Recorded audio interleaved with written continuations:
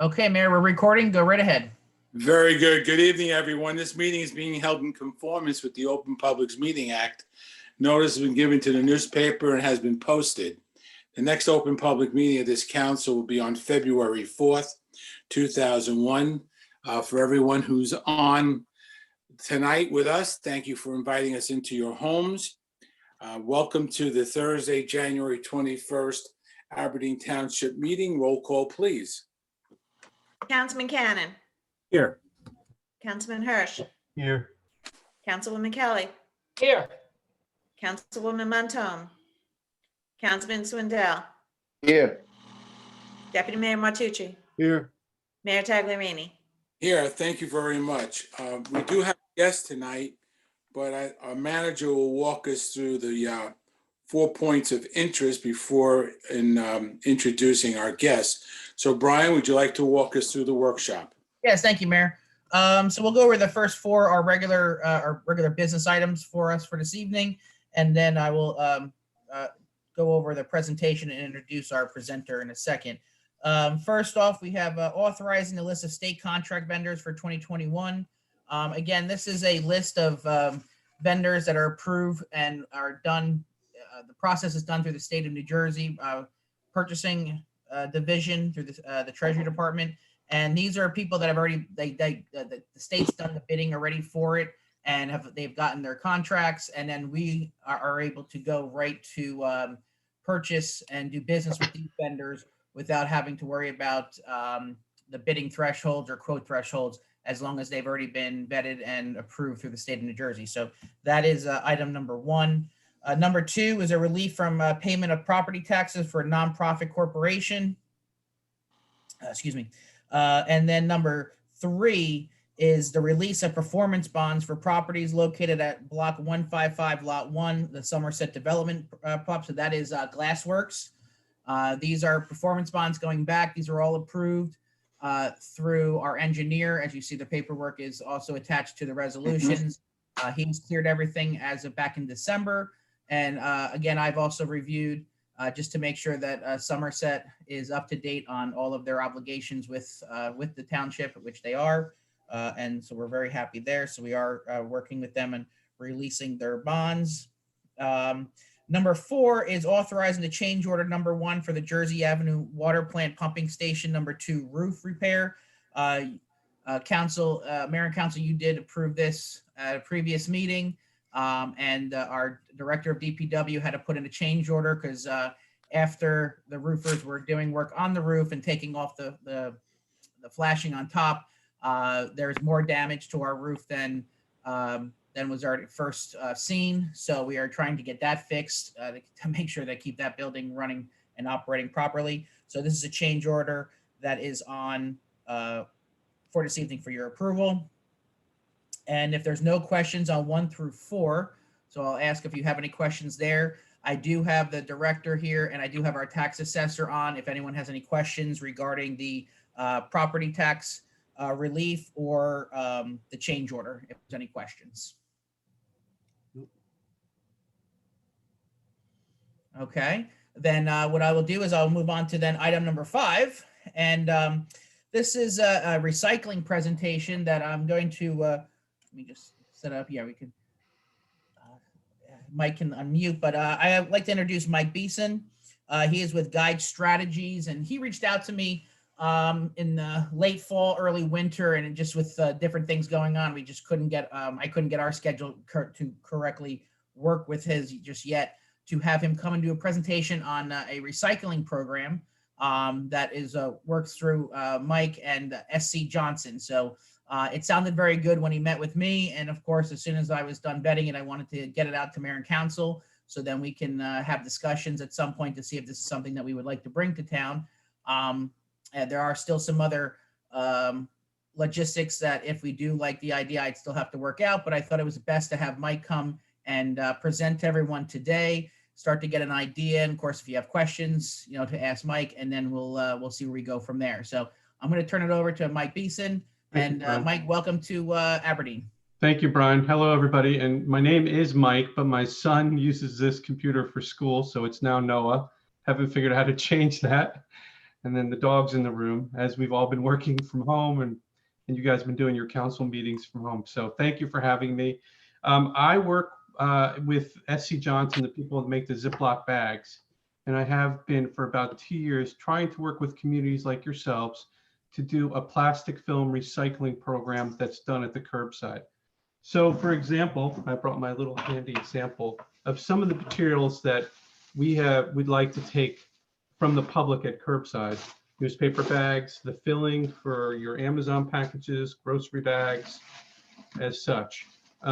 Currently, we have this program going in Bradley Beach. They were the first pilot program in the state to do this.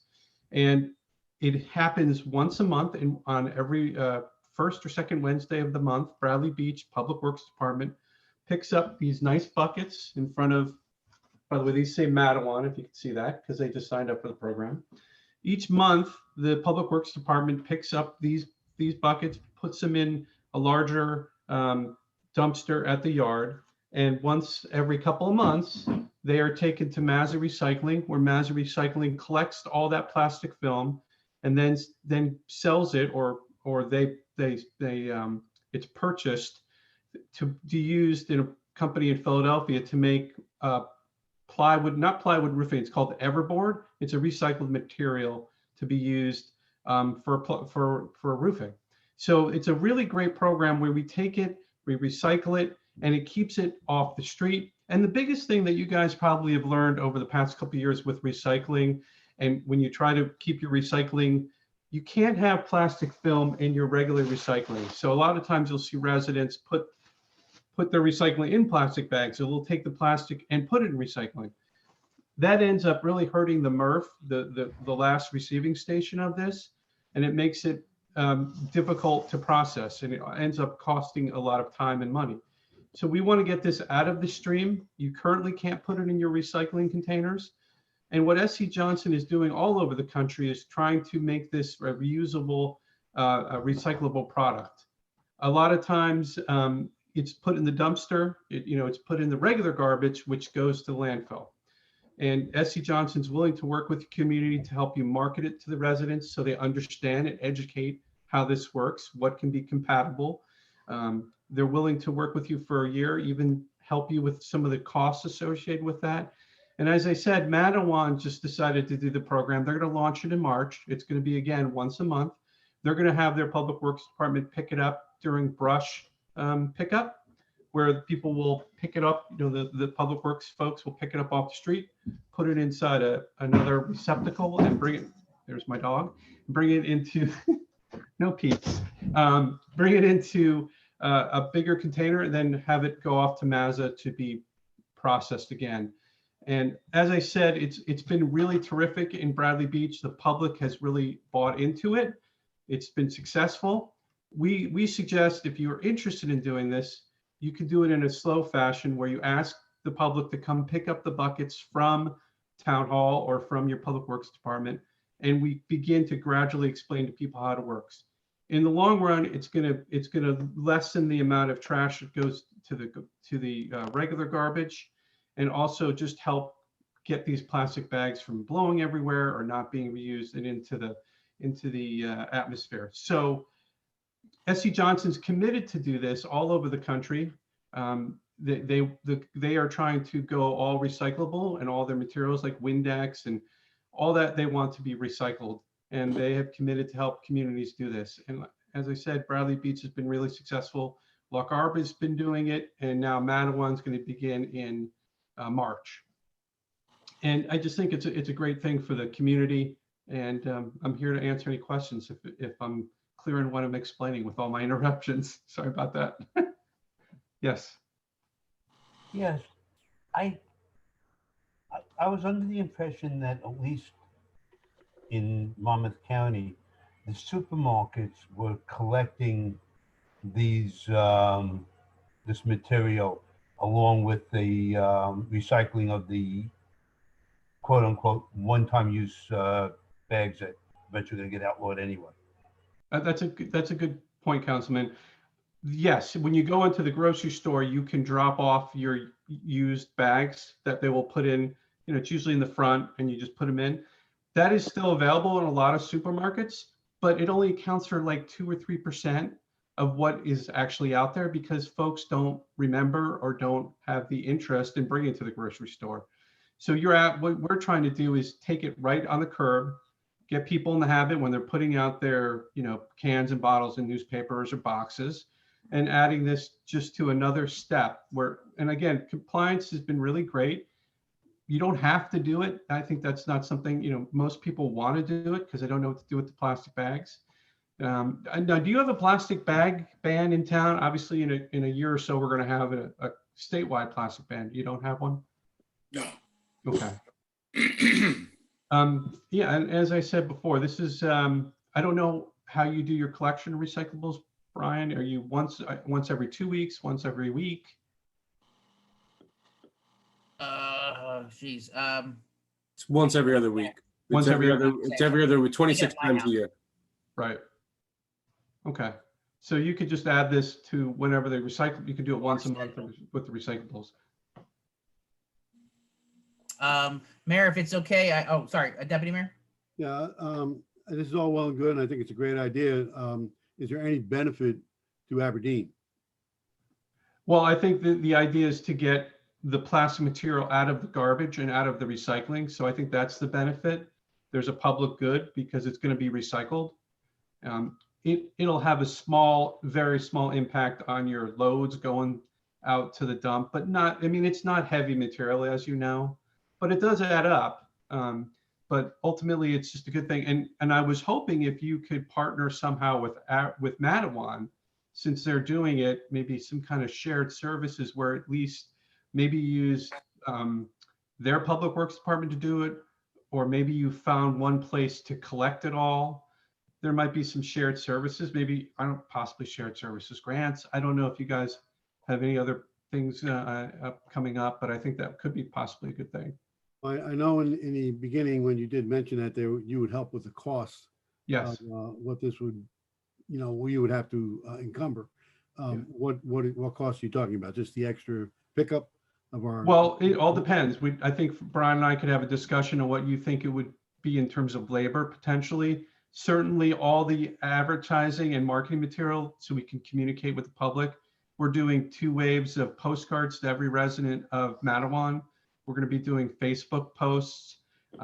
We're handing, like I said, we purchased buckets for the community to use. If there's other hard costs you think that might be necessary, we're certainly open to it. So we're not paid for any of this product. I'm sorry? No, Mayor, it's so, as Brian and others can tell you, the recycling market is so bad right now in terms of getting anything. It'll be no, definitely Okay. no. But the market changes all the time. So, Okay. but no financial benefit that I could see. Okay. Thank you. Mayor, if it's okay, I do have a question, a hand raised from Mr. Rainier, if that's okay to allow him to speak. Please do. Yes. Ed Paul Rainier, 109 Wilson Avenue, Aberdeen. Thanks for your presentation. I want to make a comment and then I have a question. The comment is about Ziploc bags and how incredibly reusable they are. When I decided they're really expensive and I was just going to wash them out and reuse them, I hadn't had to buy any in a year. They take a long time to wear out. You finally get a hole in them, but you can reuse those. The question is, and one more comment, anything you recycle is a health benefit in the long run. Anything that keeps, pollution out of the air in the manufacture of any of this is going to benefit all of us in the long run. Okay. But the question, the buckets, they're provided, and do they have lids? No, we found that the lids aren't actually helpful because if you've seen paint can lids, this is essentially a paint can. They are really hard to get off. So we found that when the public works employees go to empty them, it takes so much time to open the lid that if you look at a plastic material, you can really, what I would suggest and what we have is bag and bag. I'll do an example. You put it all in one bag, you tie it off, and then you put it inside the bag. And that way, I was gonna ask, how much trouble you have with stuff blowing around, but if you It put it really all. hasn't been bad. And you think about Bradley Beach is a, closer to the ocean, is on the ocean. They haven't had any problems. A lot of residents will put a brick in if possible. So, Thanks. thank You you. know, Paul brought up a great question, and I do like very much the material you provided for us. Are you going to request that residents who might be using that Ziploc bag at least rinse it? Yes. Yeah, Okay. you can't put in, dirty bags of chicken, whatever, that's been Right. sitting in it or whatever. It has to be clean. But Ziploc bags, dry cleaning bags, all those things are, and you wouldn't believe, I don't know if any of you keep, like I have dogs, so I keep a bag with all my bags in it. It really adds up in terms of how much plastic film we have. And now with, Amazon and they're shipping those puffed up pieces of film, it's always around, and it just becomes a burden. And the idea of bringing it to the grocery store is great, but people are just busy, and it just doesn't happen. It's not helpful. And the great thing is it'll be reused. It'll be used in, like I said, roofing materials or whatever else comes about. The market's always changing. That's actually a really good roofing material. I'm familiar with it. Oh, you are? So any kind of clear plastic film, including like you said, the air bubbles that you pop. And even like when you get bread, if you clean it out, the bread bags or English muffins, all that good stuff.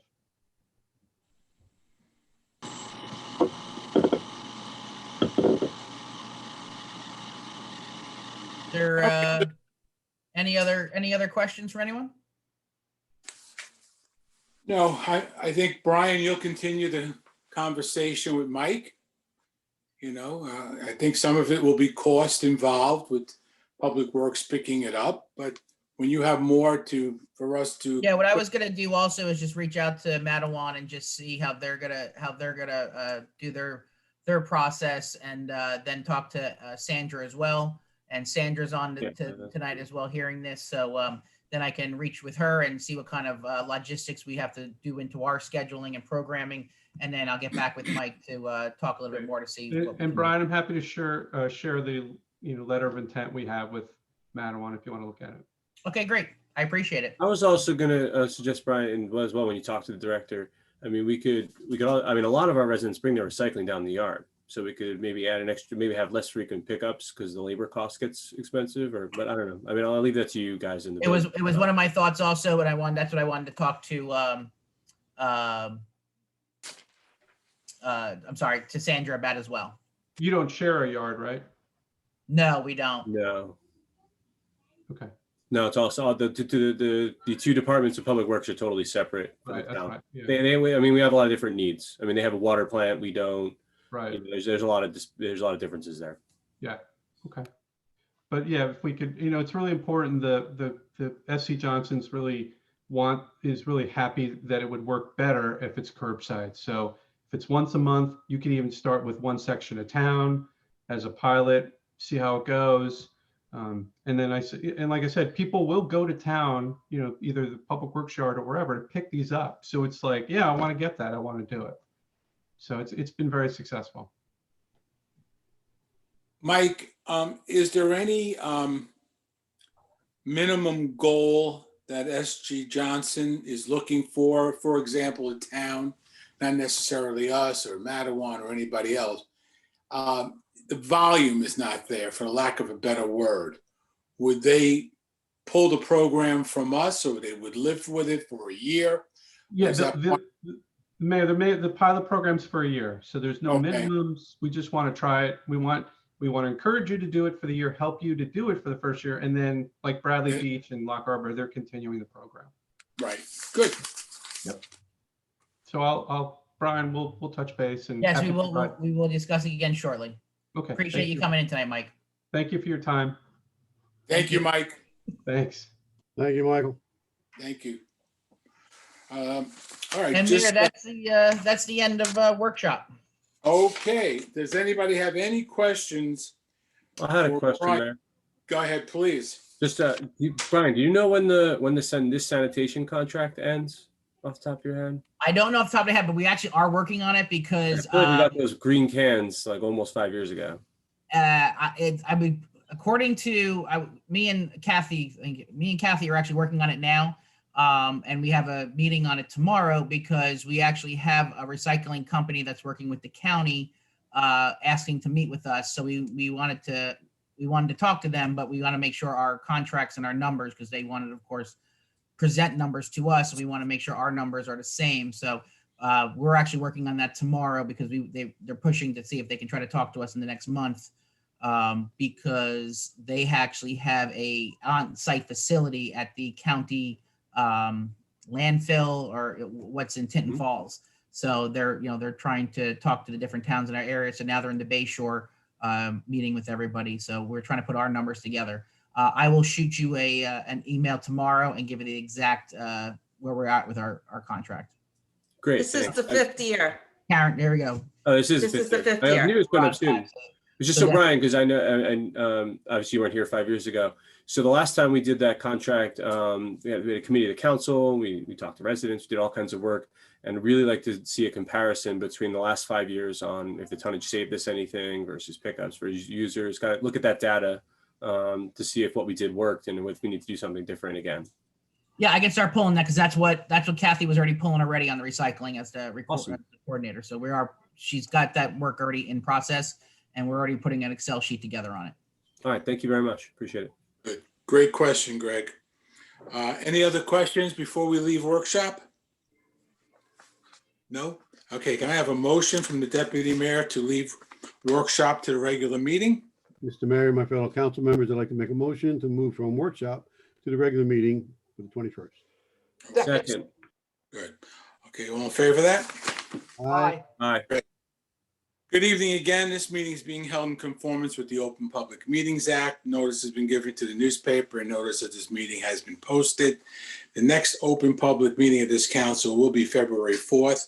Welcome to the regular meeting for January 21st, 2021 of the Aberdeen Township Council. Roll call, please. Councilman Cannon. Here. Councilman Hirsch. Artie, you muted. Councilwoman see- Kelly. Yeah. Here. Councilwoman Montone. Here. Councilman Swindell. Robert, you're muted.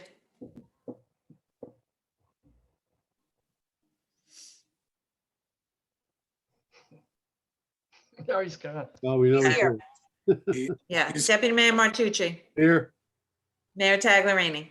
Yeah, thank you very much. We're going to have a moment of silence right now in which we'll always keep in mind our military here and on foreign soil who allow us to meet in forums like this. We're indebted to them. We're still very much indebted to all our first responders, the entire medical community, the research developers who have brought us 2 vaccines, and a third one very, very close behind. And I think it would be very, very fitting to keep in mind everyone we've lost to this pandemic, this COVID-19. And of course, I invite you as usual for your own personal intentions at this time.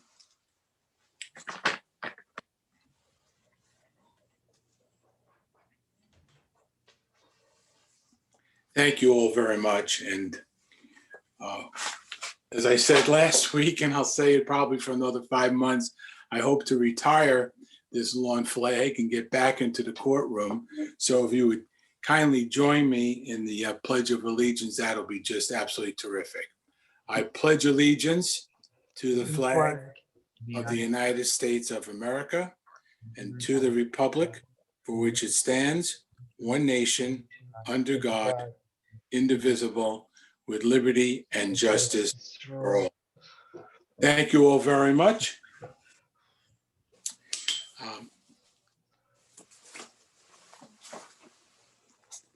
What we can do now is ask for some committee reports, and I see the chief. Chief, good evening and welcome. You're on mute. There we go. There Can you hear me? go. Welcome. Good evening, Mayor, Welcome. Happy Council, and everybody. Terrific. And yourself, sir? Good, good. Good. Any type of update on our PD and COVID? Well, I could start with the COVID numbers. They've been bouncing up and down, obviously, since the first of the year and New Year's. We've had quite a few spikes, but today we're down. The last couple of days we've been down. But I can report yesterday's numbers. We had 7 new cases, and we're up to 223 active cases, and which brings our total up to 1,127 to date. What we are seeing, a lot of these numbers are coming back to the same location. So it seemed like it's running through families, and single, family residences, and so that's where a lot of the numbers are coming. So that's where it's being passed around a lot.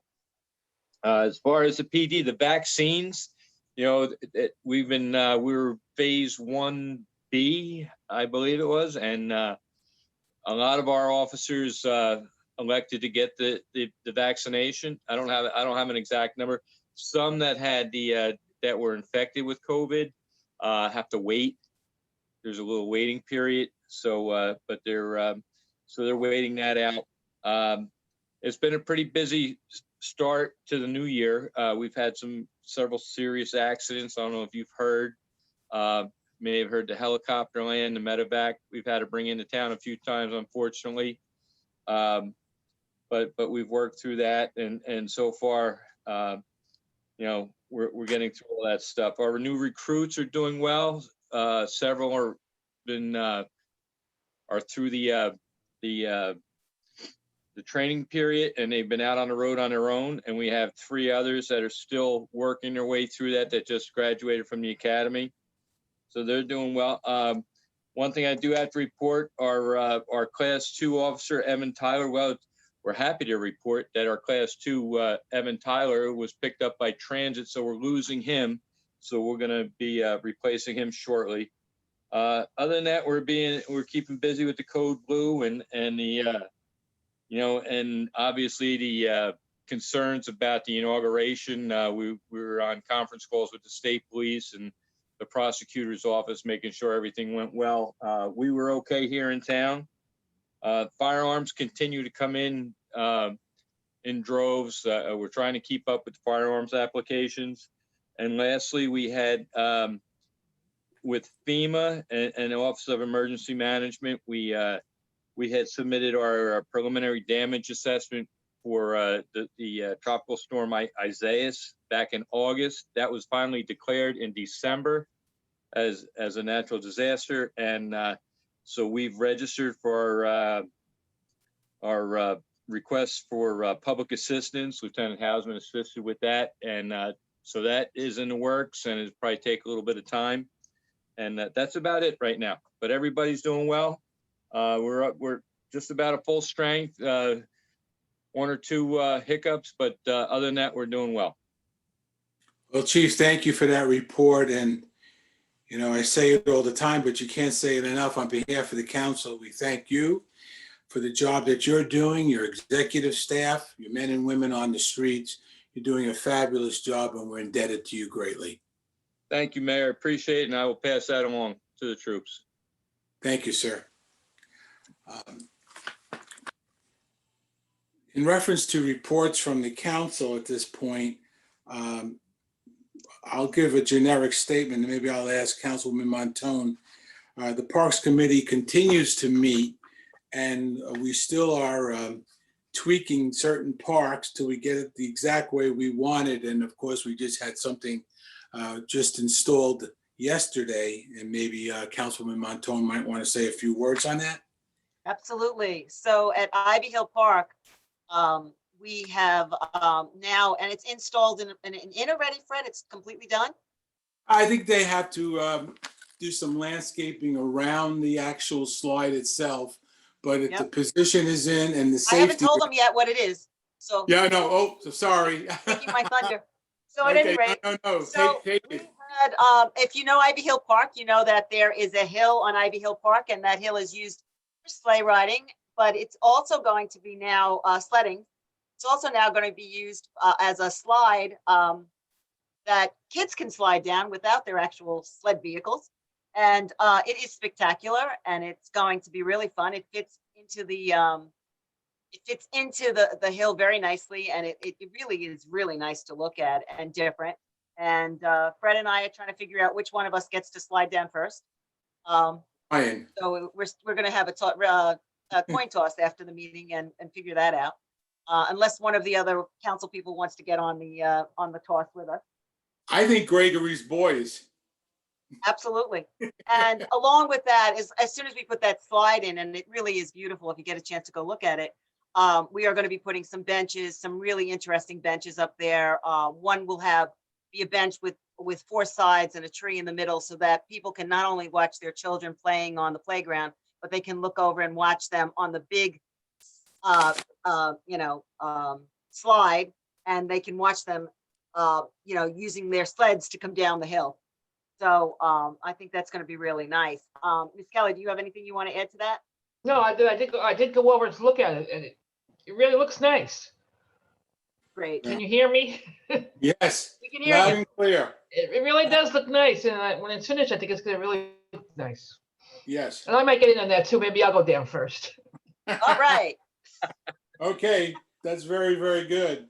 No coming next week. What's that? Okay. Let us know when it's ready.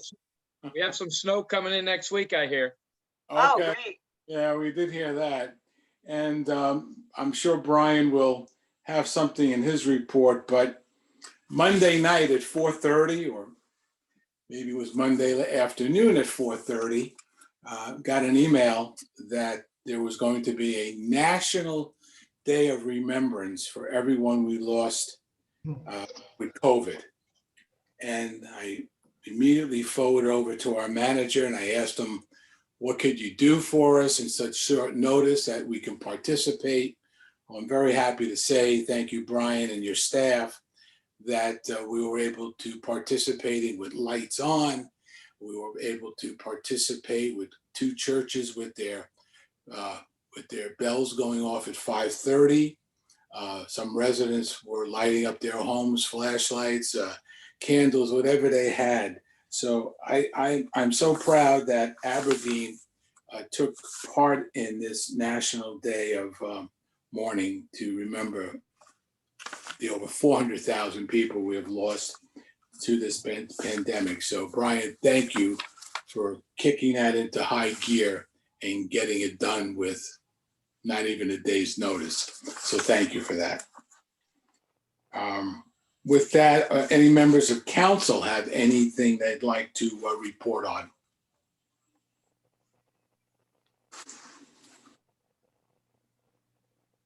I'll talk, Mayor. Yes, please. Councilman Hirsch and I have not gotten together yet, but we will regarding the roads. We'll talk to Brian. We'll get the Director of Public Works' take on what we've done this year, and we'll report back to you guys in advance of budget coming up. Also, as you know, we've been talking about the property on Church Street. I think it's 171. We've been talking about potential conservation there. I've looked I've been playing around with the tax maps online, and found some other properties. Specifically, there's about let's say about 20% of the wetlands that's on the other side of the bridge from Wagner's Marina is actually privately owned. And it seems to be excess land from the development of Washington Street, Cedar Avenue over there. And I think that's another one I was looking at. I think the township should look into acquiring the backs of all those houses so that there's no future potential for development over there. And I think actually it would be, given the delineations that are actually online on the GIS maps, I don't think that it would be terribly expensive properties. And the township owns all of the, so if you, let's put it this way. If you're standing on the 35 bridge and you're looking south over the wetlands, the marsh, there's a creek that goes out in the middle and it cuts it up into a pizza pie. All the pizza pie pieces are owned by the township, except this one that then backs up behind Day's funeral home, to the block behind Day's funeral home, the last block in Aberdeen before it turns into Keyport. And it seems to be the excess property from the developments of all those houses over there, and it's passed through some tax sales. I saw Scott on the call before. I don't know if he's still here, but I'll be probably emailing him and bothering him for some more tax maps in his property records. But that's something I want to bring your attention. I'm going to keep looking into and working on it. It was actually on the list that the environmental board originally sent us. It also appears to be for sale online. Frankly, the price listed right now is $40,000 for 10 acres, which is obviously a very good price because it's mostly wetlands. But I think it's worth looking into to add to that continuing natural area of river gardens. It doesn't seem like it would be a tremendous expense. And there's other ancillary lots there that are wooded or sloped or otherwise that are owned by other parties. So maybe we can turn that realtor into our friend and have him maybe gather all the owners up together. But that's where I was at. That's what I've been working on in the last couple of weeks. Try to add to that inventory of properties that I think look good for conservation given the current development in the region or the area. So I'll be calling Paul and asking his opinion on that too and stuff like that. But that's what I've been working on. Thank you. Very good. Thank you, Gregory. That certainly has been our mantra the past year. And thank you very much for working on that. I greatly appreciate it. Anyone else have any words right now as a committee report at all? I don't see any hands, right, Brian? No. Okay. Okay, so now what we'll do is move right ahead to agenda item number 5, which is the hearing of the citizens on agenda items only. We'll get into new business a little later on. So if there's something on the agenda you have a question about, please indicate with a thumbs up or a hand up so that Brian will see you and call on you.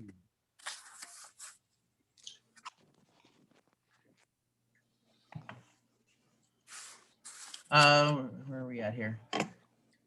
Mr. Perry, go ahead. Thank you, Mr. Russell. Good evening, Mayor, Deputy Mayor, and members of the council. Tom Perry on the Speedwell Cashel still.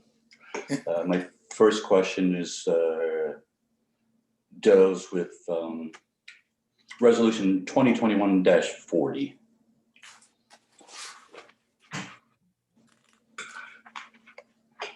Okay, and your question, Mr. Perry? What activities are being conducted out of the property that's being proposed for a tax exemption? Okay, is Scott on right now, Brian? I say our tax assessor is on. If he wants to unmute, he can chime in. No, you're still muted, Scott. There you go. Can you hear me, Mr. Perry? Can't. Yep, you're good, Scott. Go ahead. Okay, Mr. Perry, what that is the exempt activity. Obviously, it has to be for nonprofit use, which that company is. The activity is actually, it's housing for married students who attend the 200 Center Street Yeshiva. That's the activity. It's a nonprofit use. The activity, the nonprofit use, the activity that's being conducted is that it's housing for the married students so that they don't have to live at the dormitory at 200 Center Street. Perfect, thank you. I guess while you're on the line is, how many properties are owned by Roush Chaim in Aberdeen? I believe 6, but I can verify that later on, Tom, if you like. Please do. I'll tell you what, if you sit tight, ask another question. Let me see if I can verify it now. I might have it on my computer. Hold on a second. I believe it's, but I could be wrong. Hold on one second. Because I could get on it here. Give me 1 second.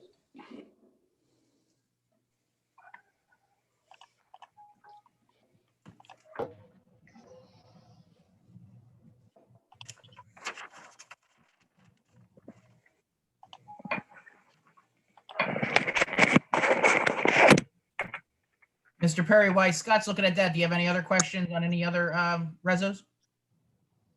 I have it continuing with 2021-40 that's he might be able to address. No, But, no problem.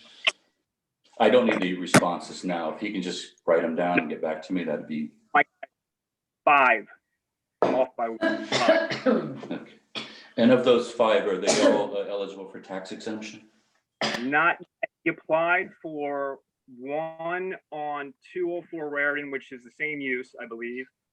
And he applied for one at 640 Cliffwood Avenue, which was also approved for use in conjunction with the 200 Center Street property. I'm assuming he's going to apply for more. He just hasn't submitted anything yet. So if I understand you correctly, just one out of the 5 or? No, he actually, the ones that are exempt, there have been 2 besides the one tonight that have been made exempt. The other 3, I'm anticipating he will apply for. I'm anticipating it. I can't say why. It's one of those, just from experience, I have a feeling that it's coming our way. And do you have a sense of if all 5 were approved as tax exemptions, how the total amount of taxes that they would not have to pay property taxes to the town?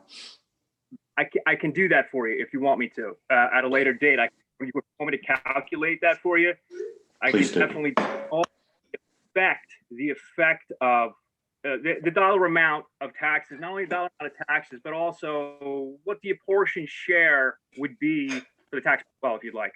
That'd be great. Thank you. I think that's all I have for you. For maybe the township manager or the council at large, is this the same entity that owned property on Meinzer Street? Yes. Do they currently still own property on Meinzer Street? Are you speaking of the actual block and lots that were going to be the yeshiva and a possible gym and everything else? I don't know if he has bought any single family dwellings off of Meiser, but if you're talking about the large block, Mr. Perry, he has sold it. Okay. All right. I am talking about the large block. So thank Yes. you, Mary, for that clarification. Yeah, that has gone to a developer. Okay, so that's my questions on 2020-40. I appreciate it. Moving on, of course, to 2021-44, which is the Jersey Avenue Water Plant and Pumping Station. Of course, my question is this part of Aberdeen's water company district? I'm sorry, could you say that again? Sure, I'm just, the repairs and renovations that are being done to this water plant, is this part of Aberdeen's, the water district? It's not New Jersey American Water, is it? No, this is our facility. Our Do we building. have any other water plants or pumps?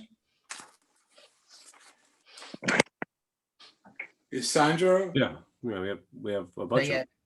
Sandra, you said to unmute. Yes, Mr. Perry, we do have another water tank on Overlook. Yeah. Those are standpipe and the water in the water tank over at Jersey Avenue. Okay, thank you. Welcome. That's all I have on the agenda items, Mayor. Thank you, Mr. Perry.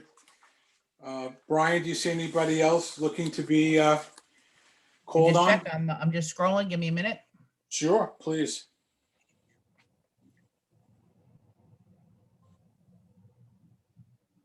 No, Mayor, you are good to go. Okay, so agenda item number 6, I'm going to call on Councilman Arthur Hirsch for a motion on number 6, please. You're muted, Artie. Artie, you're muted. Muted. Is that better? There you go. Yeah, there we go. Okay. Mr. Mayor, Mr. Deputy Mayor, my fellow council members, I'd like to make a motion to accept the minutes of the workshop, regular and executive meeting of September 3rd, 2020. I would like to also make a motion to accept the minutes of special meeting minutes of September 10th, 2020, and another motion for the workshop, regular and executive meeting minutes of September 17th, 2020.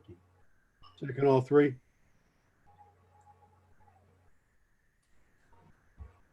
You're muted, Karen. Roll call, Karen. Councilman Cannon, Yes. Councilman Hirsch, Yes. Councilwoman Kelly, Yes. Councilwoman Montone, Yes. Councilman Swindell. You're muted. He said,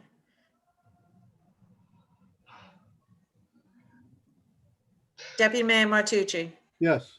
Mayor Tagliarini. Yes, thank you very much. I'd like to ask Councilman Cannon for a motion for 7, please. Sure. Before I do that, Brian, could you, as the host, ask Robert to unmute so he could just press OK on the screen? Yeah, I'm just trying to. I'm just trying to. But with that, Mayor and There we go. fellow council members, I'd like to make a motion to adopt the consent agenda, which consists of resolutions 2021-39 through 2021-44. Second. Councilman Cannon, Yes. Councilman Hirsch, Yes. Councilwoman Kelly, Yes. Councilwoman Montone, Yes. Councilman Swindell, yes, Deputy Mayor Martucci, Yes. Mayor Tagliarini. Yes, thank you very much. We're up to number 8, and this would be the hearing of the citizens with correspondence, petition, anything on your mind, new business. Please indicate to Brian if you need to be recognized, and he'll unmute you. Any questions at all? I have Mr. Rainier. Go ahead. Paul Rainier, 109 Wilson Avenue, Aberdeen. Thanks for recognizing me. I had a question of, where you're putting together possible spaces for conservation. 2 things. One is I heard that the price on 171 Church Street dropped. Somebody informed me of that recently. I was hoping you heard that too. And the other question is, I've always had this question every time I drive by it. I have this question. The corner of Van Brackle and the Line, the southwest corner, that's like, looks like it might have been like farm space at one point. It's like partial meadow, partial forest, hilly in the back. Have you looked at that space to add to a possible list? Yes, we have, and there was one developer who was very interested. A committee met with him, and when he found out what the infrastructure cost was, he turned around and said, thank you, and went on to something else. That doesn't mean someone else wouldn't be interested, but I don't want to speak for Councilman Cannon, but that might be something that he, and I believe Councilman Hirsch, had brought to our attention a while ago, and that still might be on our hit list.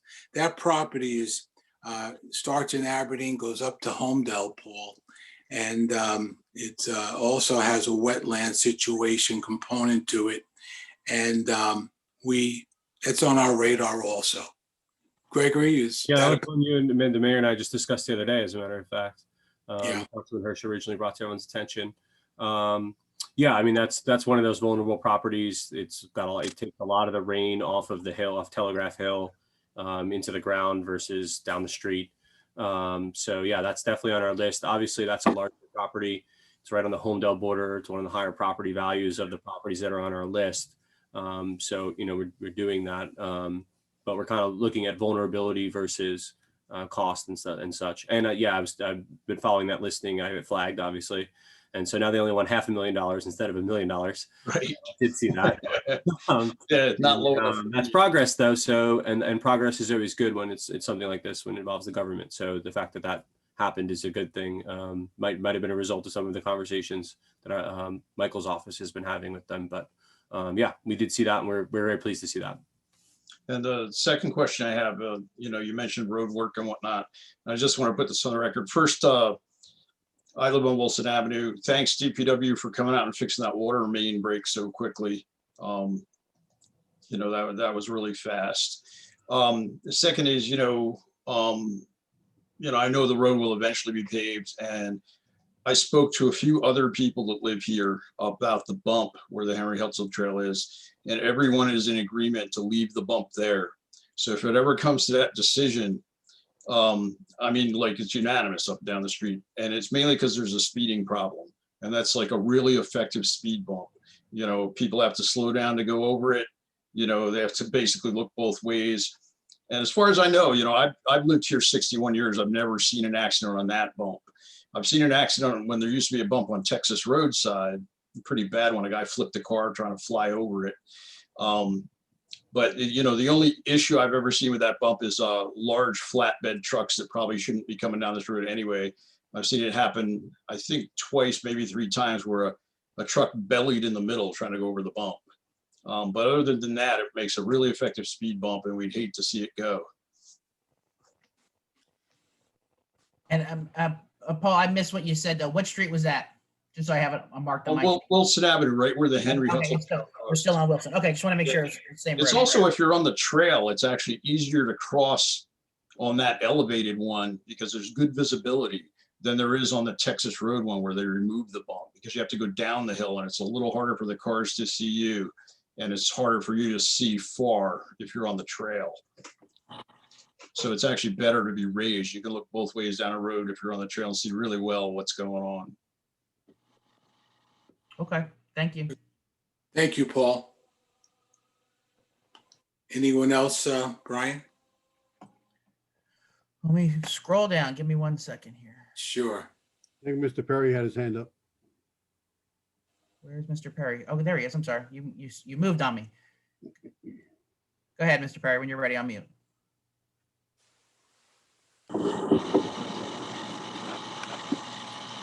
Okay. I have not moved on yet. I'm still on Cashel Speedway. My first question goes to whether or not council packets, as they used to be referred to, does the council still receive packets in advance of a regular meeting? Karen? Not hard copies. Not hard copies, they get by email, Tom. Okay. And how far advanced typically do they receive the digital packets before each regular scheduled meeting? Usually the Tuesday before the meeting. Is the agenda also included in those packets? Yes. Okay. Moving on to the, go ahead. I'm sorry, Mayor. No, I just wanted you to know, Mr. Perry, that I request a hard copy as you see me flipping pages, because obviously as I chair these meetings, it's a lot easier since I only have one electronic device. So I pick this up every week from Karen, and then there's a discussion between myself and the town manager on it. So that's the only wrinkle, and I think you should know that because you asked. All right, thank you for that clarification. Moving on to a discussion, I think it was probably end of the summer, on the electric consortium, if you will, the presentation that was presided to the council. And I think Red Bank participates. We agreed to participate as well. Has anything been done in that regard? No, nothing at this time. Okay. I also understand that recently there were some issues with electrical outages concerning JCP&L in the Aberdeen area. Correct. So my question is, if we actually go with this electric consortium and those Aberdeen residents that sign up for it, we're still relying upon JCP&L to correct any power outages, correct? You are 100% correct. The main difference is the billing, if I'm correct. It's the only thing is the billing that changes. JCP&L is still responsible for the delivery and the maintenance of the electric power into Aberdeen. All right, thank you, Mayor. Moving on to an attaboy and shucks. The TD sign, it looks nice. Thank you very much. It looks nice. It was finally painted. They got it done almost on the 11th hour, Mr. Perry. Well, I don't know what the 11th hour there was, but I hope it seemed to work. So moving on to the next eyesore that's been around for quite some time, almost a decade, if I was willing to go out on the limb on that one. It's the building next to Frank's Barber Shop on Cliffwood Avenue. And I'm sure everybody's familiar with Frank's Barber Shop. I used to get my hair cut there when I lived on Cliffwood Avenue. I learned Frank and his wife were probably the first 911 in the area. He was telling me they used to go across the street and they would ring a bell to alert the fire department. But in any event, this building's it's partially constructed, which probably gives it way too much credit. There's a fence around it and it's just garbage, it's overgrown, and it's been there for over a decade. And I just bring it to the council's attention that maybe it's something we should do to help the blight that's being perpetrated upon the public over there. Is that Good art. 44, Brian? Yes, it's 444. Mr. Perry, we are engaged quite aggressively with the owners of that property. I can't really get into too many specifics because it might end up in litigation, but just be rest assured that we are moving very quickly with them to have that property either completed and made safe within some strict deadlines. And if they do not comply with any of the deadlines along the way, the town will be moving and is well within its rights to take it down. Great, thank you for that. And Moving Council- on. Mr. Perry, just go a little more, and Michael, stop me if I get too much. But when council, brought it to me and we started working on it some more, and finally we're in contact with the owners. As Michael said, we've been putting some strict timelines on stuff. The fence is new, of course. I think only in the past month, we finally got them to get the fence up because it was I guess it was not a safety hazard, or it was a safety hazard, but without any fencing around there. So we got the fencing up, and they've actually been now in contact with myself, the lawyers, and our construction department now almost on a weekly occurrence on different things that we've been working with them on. Yeah, the fence, the prior fence was I think it was just a snow fence. Yeah. And I'll preface this by saying to Michael, if I'm saying too much, you can cut me off too. But Mr. Perry, the problem that we've had for that time period in which you've mentioned was the fact that that came under the Sandy storm, and they got extensions on top of extensions that we could not fight. So this is, as long as you said that you know about it, that's how long we've been trying to get something done. And it wasn't until some of those Sandy provisions had finally expired that we put council on it. So you're absolutely correct. We certainly agree with you on that timeline. Moving on, the Aberdeen recently advertised for a public information official. Has that position been filled? No, the closing for that position closes tomorrow. Tomorrow. And then I'm going through resumes as we speak. We've gotten, I believe, over 25 resumes as of today. We close it tomorrow. We'll be going through resumes over the weekend and our interviews. Do we currently have a PIO? Yes, we do. And the reason for the need to hire a new PIO is what? The PIO right now has 3 jobs, and I'm moving her from the PIO into taking over the 2 other positions. What other 2 jobs does the PIO hold? She's a special events coordinator and the deputy recreation director. Will the new PIO assume the role of the special events coordinator then? No, it'll only be the public information officer. Moving on, then, since you mentioned the assistant, the current PIO is assistant recreational director. Has the current recreational director indicated any intent to retire in the coming year? He is retiring effective June 30th. And will then the assistant recreational director become the full-time recreational director, or will that position be advertised? That position will be posted and advertised. We're actually working on the posting now. And of course, it's open for anyone to apply for at that time.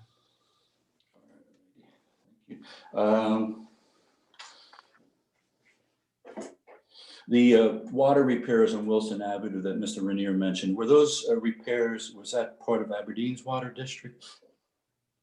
The director shaking her head, yes. Okay. Did Maxine Rescorel retire? Yes, she retired December 30th, or 31st, excuse me. I wish I would have known that. Did the township do anything for her? Maxine's been around forever. Let me take a shot at that, okay? I have to be careful about how I say certain things, yes. Yeah, and again, cut me off. Mr. Perry, there are so many people feel like you do. And we had looked into many, many things to do for Maxine. And the pandemic and the COVID has limited us terribly. Well, we even looked into a small rental and then came to the realization it would be too small, because Maxine has touched so many lives, so many residents, so many professional lives, that the venue would have been much too small. So Karen, along with Paula, and there might have been a third person, please don't let me leave anybody out, did a collection, got her gifts, and we fully intend, and when I say we, my business council hat, if we're fortunate enough in the fall to go back to one of our dinners that we're so proud of, that at that point, I hope she's not listening, she'll be honored that evening in the future. Thank you, Mayor. I think it's justly deserved for Maxine. Absolutely, Tom. Okay, moving on. I know you've allowed me to talk at length, but I just wanted to address some resolutions that were on the agenda for the reorganizational meeting. And although I appeared at that meeting, I didn't want to rain on the reorganizational parades, because it seemed to be more of a happy event, and I didn't want to be perceived in that regard. So with that prefatory comments, I noticed that Aberdeen appointed 3 special counsels, and my question is what exactly is a special counsel? Special counsels are attorneys that can be, they're approved right now by mayor and council and can be used if need be. If it's a special litigation matter or something outside the realm of our regular general counsel or labor counsel, we have a pool if need be to use a different attorney at that time. Is there any need that requires counsel from 3 different firms, Mr. Russell? Not at this time, no. Okay. And how does the council determine that they need at least 3 special counsels on retainer, if you will? As of right now, no one's on retainer. They're only approved. That if we needed to bring someone on, it's approved that I can then go and have an attorney right away, instead of having to go through the process of doing an RFQ or an RFP, which is a 20-day advertisement, and then coming to a council meeting to award a contract. So these people, these firms are only are approved. So then if a contract needs to be awarded, I can move quicker than waiting the longer time period. Okay, and taking the chance that I'm again not speaking out of line, we have made an official change in one of those particular firms, and one of those particular that you mentioned of the 3 is finishing tasks already assigned. So that's the reason why maybe one classification had 3 attorneys. Right. And Mr. Russell indicated that they're not on, there's no retainer. So I'm assuming that once a matter comes up and we got to refer it to one of the special counsels that are appointed by this resolution, it would be on their billable hourly basis? Correct. And do we have a general range of what that billable rate is for the top attorney that would be billing, working on? I mean, normally it's about 150 an hour. Okay, thank you. Moving on to, there was resolution 2021-19 with which discusses the notice provisions for the Open Public Meetings Act. And I don't know, I find it comical in some respects that part of the notices is on the bulletin board in town hall and no one can get there. Is there any alternative official publication location that could be considered? I think I've took the words bulletin board out of my statement the past few meetings, because yes, it was ludicrous. Are we putting them on the front door, Karen, at least? Well, they're on the website, like all the resolutions, and we have them on the, hopefully we'll be opening up soon. But yes, I could put them on the front door, absolutely. And so we'll get off with it's posted, okay? Yes. Very good. And to that end, Mayor, I kind of segue then to our new sign, which has been telling me every morning what day it is and what time it is. Are we past the testing phase for the sign, or what's the intent with that? We're finally fully operational and it's being used. And I mean, we've been putting stuff on now that we're in the new year. Now that we have our planning board and is done, we'll be putting on their meeting dates. You can't put a lot of information on it. You only get about four lines, I believe, of text. So a lot of things we will put the I guess the meat of what we want to be said, and then refer to our website for more information on it, because you can't put a paragraph on there. Let's put it that way. No, I know that, but you're telling me you're publishing things now, because I go by it every morning, and every morning it's the date and time, maybe the temperature. Might want to pull over and hang out a little longer, because there's a ton of things on there. We've been putting stuff up even on Monday regarding our COVID candle lighting. So there's stuff on there, and we had all the Christmas and our holiday and Christmas lighting, the menorah lightings were all on there. So I think they go, Brittany, catch me if I'm wrong, I don't know if they're 10 or 15 second intervals or 20-second intervals, I think. They are actually, I have it pulled up right here. We actually have 4 different things on there right now. I want to say it's about, 10 to 15 seconds for each display, but the planning board meeting for last night was posted, and it's up there about the council meeting tonight. Okay. And we have posted information when we had the last snowstorm. I will pause longer and see what's going on there. All right, you're in luck. My iPad's running low on power. Resolution 2120. It talks about the publication of the council meetings for the year, and it talks about caucus meetings. Shall be held on the first and third meeting, Thursday of each month, and that during the course of a caucus meeting, the council may move into a regular meeting. What is a caucus meeting? Workshop. Okay.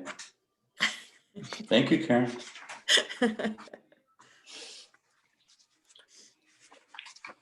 I'm going to turn quickly to 2021-36, which is the temporary appropriations, the budget that was approved.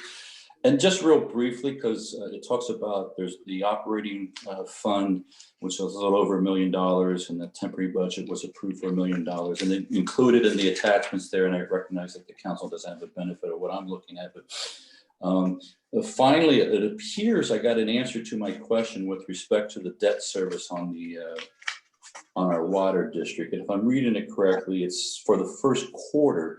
It says $225,484, which you carry out for the 4 quarters. Looks like we're carrying about $900,000 on the debt service for the bonds with respect for the water district. Is that fairly accurate? Not necessarily. The items that I usually put in there are specifically what needs to be paid in the first 3 months, but that doesn't mean that we're going to make the same payments every quarter for the rest of the year, because bond and payments are twice a year and interest payments are twice a year. Okay, so what are you telling me, Angela? Is it more or less than 900,000 that I just ballparked? I'm sorry, the what? Is it more or less based upon what you said that I just ballparked taking? I'm sorry, I don't have the numbers in front of me. I'd have to get back to you on it. All right, so I'm still waiting for the numbers on the debt service. And I did give you that. I did send that to you. I did send that to you. Okay, I apologize. I don't recall seeing that, but I'll go back through my emails, Angela. I'll resend it. It's fine. Okay. And I did the same thing for the capital improvements debt service. It was $893,825, which gets us a little bit like $3.5 million, but I'm assuming your answer would be the same. It's as far as that.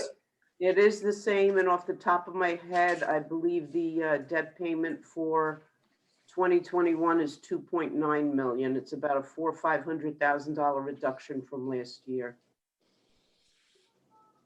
in the general capital budget. All right, and then lastly, Council, Mr. Mayor, there were 2 resolutions, 37 and 38. It looks like Somerset Development was selling property to Fleet Aberdeen, who then sold it to Ryan Homes. What's going on there? Okay, I'm going to have Michael finish this up, but it was a two-step process to allow Ryan Holmes to be actually named developer of the 99 townhomes, which is the next phase. So there were financial investigations. Michael, why don't you take it from? That's basically it, Mayor. Myself, it was actually Lee Cohen and another attorney in my office that handled that. But the way you described it was correct. It's moving on to the next phase of the development. Has Ryan Holmes ever built in Aberdeen before? Wow. Not in my tenure, Tom. Mr. Perry, no. Okay. And I'm assuming this sale or transfer has no effect on the builder's agreement that Aberdeen has in place with Somerset, other than what's described in these resolutions? Correct. That's correct. Okay, great. I appreciate your time for this evening. Yeah, that's all I have. Thank you, Mr. Perry. Brian, do we see anyone else who would like to participate right now?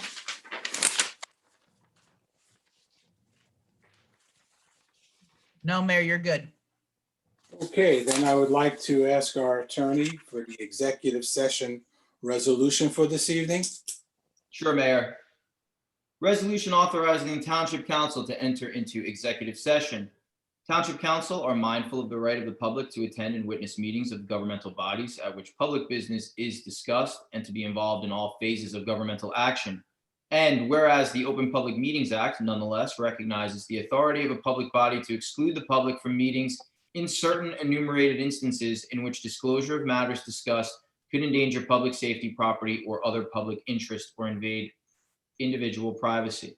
And whereas, as authorized by the Open Public Meetings Act, be it resolved that the Township Council will meet in private session at 8:46 p.m. on January 21st, 2021 to discuss the following specific items, personnel, and potential litigation. Be it further resolved that the matters so discussed will be disclosed to the public when the need for confidentiality no longer exists. Good. Could I have a motion on that, please? I'll make the motion. Second. Great, Second. great. Okay, all in favor? Aye. Aye. Good. Thank you very, very much, everyone. We're going to go into executive, and I think I could firmly say there'll be no action taken in executive, so we'll not be coming back into public. Enjoy the rest of your evening, and thank you for joining us. Good night, everyone. Good night. Night.